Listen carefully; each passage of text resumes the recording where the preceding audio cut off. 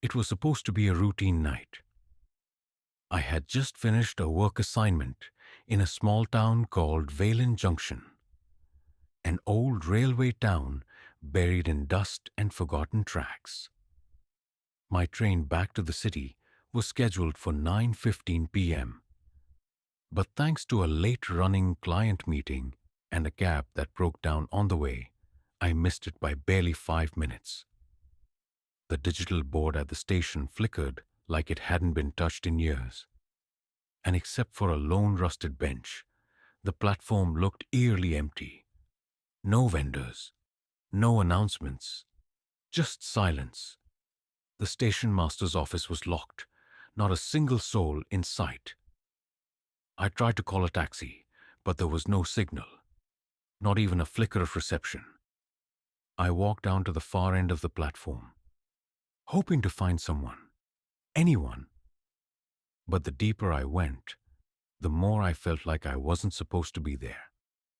The air was heavy, thick with the scent of iron and dust, and the flickering tube lights above cast more shadows than light. That's when I saw it. A train, an actual train, slowly pulling into the station. No screech of brakes, no rumble of wheels. It was quiet. Too quiet, like it was gliding over the tracks instead of riding them. It looked old, pre-independence kind of old. Its paint chipped, the number on the engine barely visible under layers of rust. I should have been relieved. A train meant help, a ride, a way out, but something in my gut twisted the moment it stopped. The doors didn't open, no conductor stepped out, no lights inside, just stillness. I called out, hoping someone might answer, but all I got in return was my own voice, bouncing off the walls of the empty platform. Then the door to the second carriage creaked open on its own. I know what you're thinking. Why would I even consider stepping in? But that night logic took a back seat. Maybe it was desperation. Maybe it was the strange pull the train had, like it wanted me to come inside. My feet moved before my brain could say no. I stepped up into the carriage, and the door slowly slid shut behind me. The air inside was colder, much colder, like walking into a freezer. The seats were covered in dust, but I could make out faint outlines on them, as if someone had just been sitting there, watching. The windows were fogged, even though it wasn't cold outside. I tried to wipe one, but my hand left no mark. It was like the fog was inside the glass, not on it. I walked down the aisle, my shoes crunching over broken glass and old brittle papers. Everything felt preserved and decayed at the same time. On the walls were faded posters in a language I didn't recognize. They weren't ads, they looked like warnings. I reached a compartment that had its curtain drawn. My heart was pounding now, loud enough I could hear it echo in my ears. I pulled the curtain aside, half expecting to find rats or dust-covered luggage. Instead, I saw a woman sitting there, dressed in an old-style sari, her head bent down, hands folded neatly on her lap. Her skin was pale, almost translucent. I blinked, once, twice, and just like that she was gone. The seat was empty. I stumbled back, heart racing, throat dry. I turned to run, but the hallway behind me, it had changed. It wasn't the same aisle I'd just walked down. The walls were darker, and the windows were now bricked over. The seats looked burnt, as if fire had torn through them years ago. And then the whispering began. Faint at first, then louder, like dozens of voices speaking just below the surface of understanding. They weren't angry. They weren't happy either. They just were, existing somewhere between sound and silence. I pressed my hands to my ears, but it didn't stop. The voices weren't coming from outside. They were inside my head. I bolted for the exit, lunging at the carriage door, only to find it sealed shut. No lock, no handle, just smooth, cold metal. I pounded on it, shouted for help, but no sound escaped my lips. Even my screams were silent. And then I saw my reflection on the darkened window. But it wasn't me. The man in the glass looked like me, but older. Hollow eyes, bruises around the neck, dried blood on his shirt.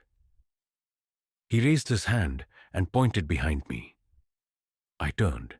There were no passengers, no seats, just a long, endless tunnel stretching into blackness.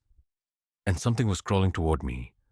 Slow, jerky movements, its limbs too long for its body, head tilted unnaturally sideways.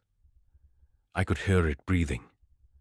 Wet, ragged breaths like broken machinery. I don't remember how I got out. One second I was facing that thing, and the next I was outside, on the platform again, gasping for air. The train was gone, not even the sound of wheels fading in the distance. Just emptiness. I checked my phone. Signal was back. The time? 9:16 p.m. Only 1 minute had passed. But I had been inside that train for what felt like hours, and I knew, without a doubt, that I hadn't imagined it, because in my hand, I was still holding the old crumpled train ticket, one that read, Departure, Wayland Junction, Destination unknown. I should have left then. I should have run and never looked back. But something in me, curiosity, madness, whatever you want to call it, pulled me back to that place. I couldn't sleep for days. Every time I closed my eyes, I saw that train, the woman, the tunnel, and that thing crawling in the dark. My body was back in the city, but my mind, it was still on that platform. A week later, I returned to Wayland Junction. Don't ask me why. I didn't tell anyone. I bought a one-way ticket under a fake name and left all my devices behind. I needed answers or closure. Maybe both. The station was even more deserted this time. No train scheduled that night. The ticket booth was boarded up. Not a single security guard in sight. But as midnight approached, I felt the ground vibrate beneath my feet. Soft at first, then stronger. That same old train arrived exactly as before. No sound, no light, no life. And just like last time, the second carriage door opened slowly. I stepped in. I told myself I was ready. I told myself I wouldn't be afraid. I was wrong. This time the carriage looked different. It was spotless. Clean velvet seats, polished brass rails, lamps glowing a soft amber light. A strange perfume hung in the air.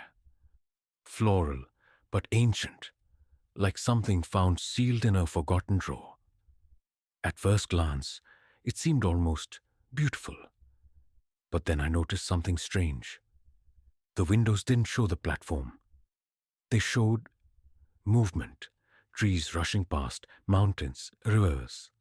The train was moving, but I hadn't felt it move. I walked forward, cautiously, into the next compartment. This one looked even older.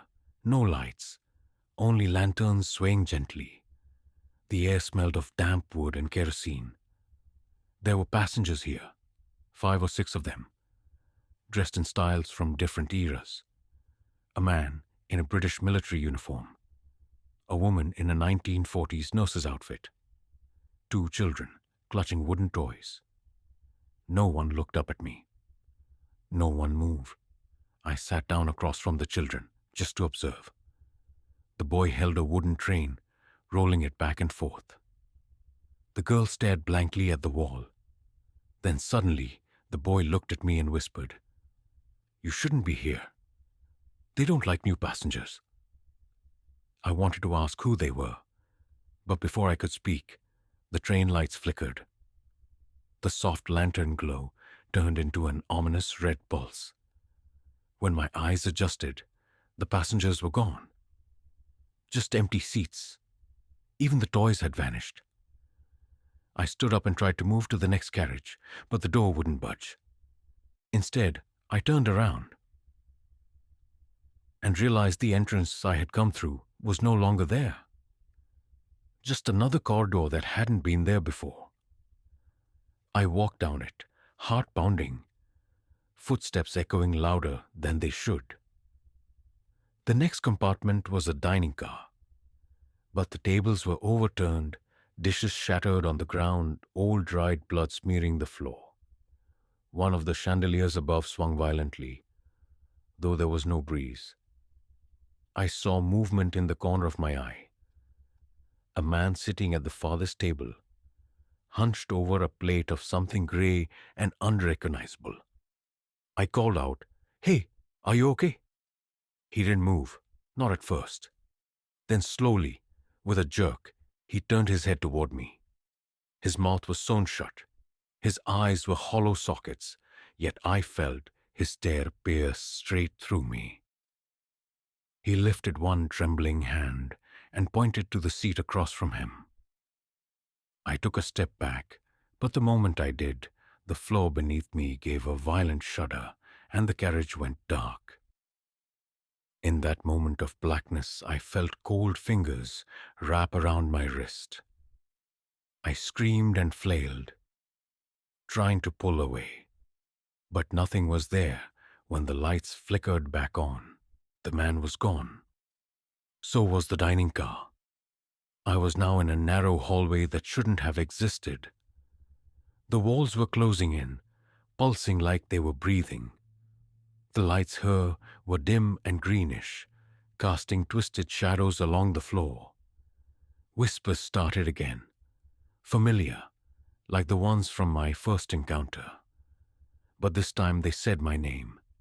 They chanted it, over and over again. I covered my ears, started running. I didn't know where I was going. Every door I opened led to something worse. One room was filled with mirrors, but none of them reflected me.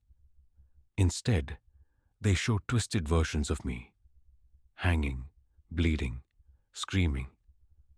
Another room had a train compartment upside down, with furniture nailed to the ceiling and black liquid dripping upward. The last door I opened was the worst. It was a morgue. Dozens of bodies laid out on stretchers, all dressed like passengers. Some looked freshly dead. Others were nothing but bones. But they all had one thing in common. They were all holding the same old train ticket, the same one I still had in my pocket. And then they started moving. One by one, their heads turned toward me, jaws opening in silence. Their mouths moved, but no words came out. Still, I understood. Somehow, I understood what they were trying to say. "You're one of us now." That's when I saw my own face on one of the bodies, same clothes, same scar on the left eyebrow. But the eyes were open, alive, staring right at me. I stumbled back, fell against the cold metal wall and screamed. But no sound came out. My voice was gone. I clawed at the door, begging to wake up, to escape. And then everything stopped. Silence, stillness. The lights turned off. One by one, I felt the train halt, and the carriage door opened. I didn't wait. I ran. I leapt from the train, hit the platform hard, scraping my hands and knees. I turned back. The train was gone. Again. This time the station lights stayed off. I sat there, breathing heavily, heartbroken and mind numb. I looked down at my hand. The ticket was gone, but the stitched scar on my wrist, where the fingers had grabbed me, remained. That was 3 days ago. And last night, I heard the whistle of that train in my dreams. But I wasn't dreaming, because when I woke up, my pillow was covered in dust, and under it was a new ticket with tonight's date, and the destination still read unknown. I didn't sleep the night I found the new ticket. I sat on the edge of my bed, staring at it like it might vanish if I blinked. The paper was old, yellowed, brittle, but my name was freshly printed. The destination still said unknown. And this time, there was a time printed too, 2:13 a.m. I don't know what came over me, but instead of burning the ticket or throwing it away, I put it in my pocket. It was like I didn't have a choice, like something had already decided for me. By 1:45, I was back at Wayland Junction. The platform was colder than before. The air was heavy, thick with a silence that felt almost liquid. As 2:13 struck, the ground vibrated. The whistle pierced the night, long and sorrowful. And the train appeared again, materializing out of thin air like fog, turning into steel. The same door slid open, but something felt different this time. It wasn't inviting. It was waiting. I stepped in. The train interior had changed again. The wood was rotting, the carpet soaked and moldy. The scent of death hung low, clinging to my skin the moment I crossed the threshold. Lights flickered, then stabilized in a dim red glow. There were no passengers this time. No whispers. Just the hum of the train, deep and constant, like a heartbeat. I moved forward, determined to find answers.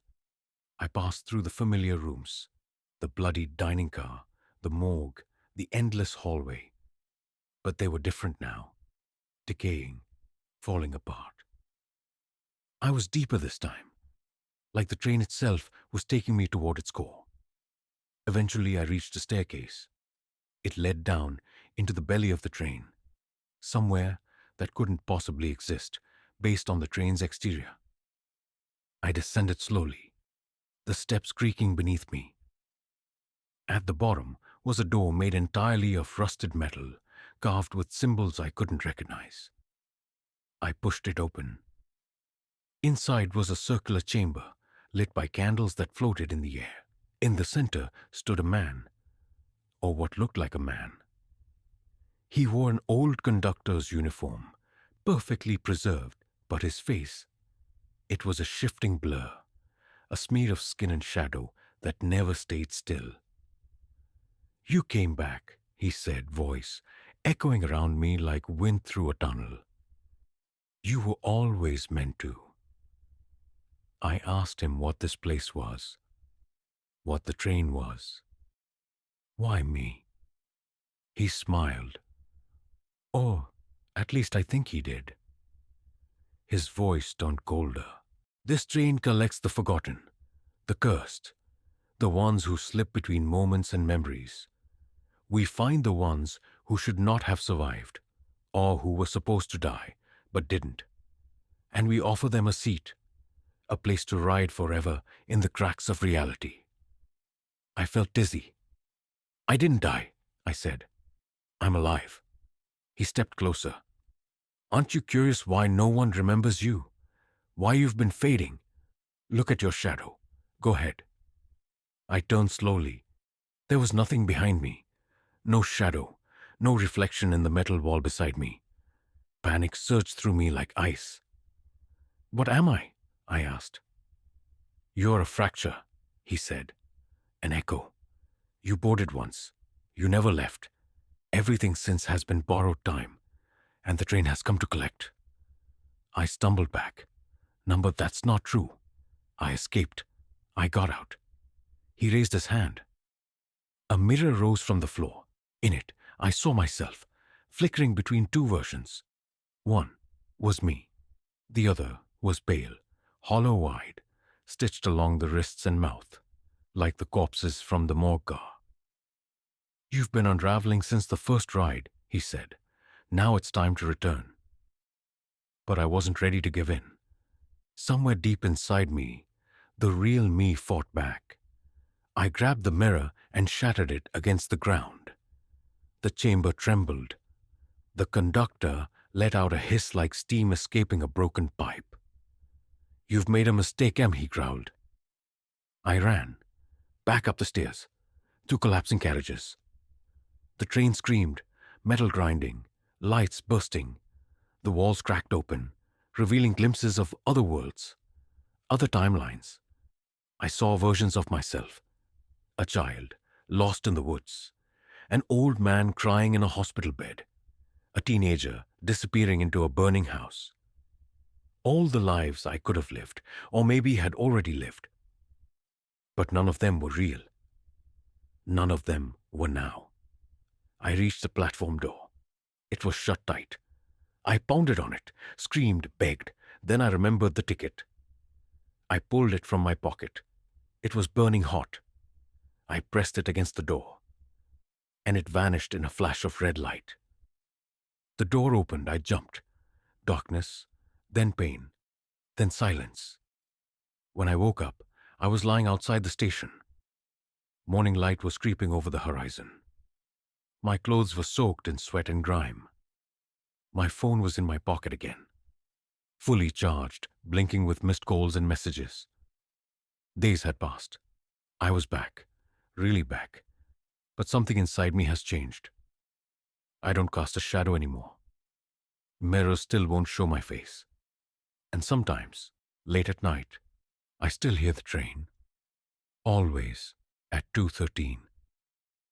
And I know someday it'll come for me again. And next time, I might not escape.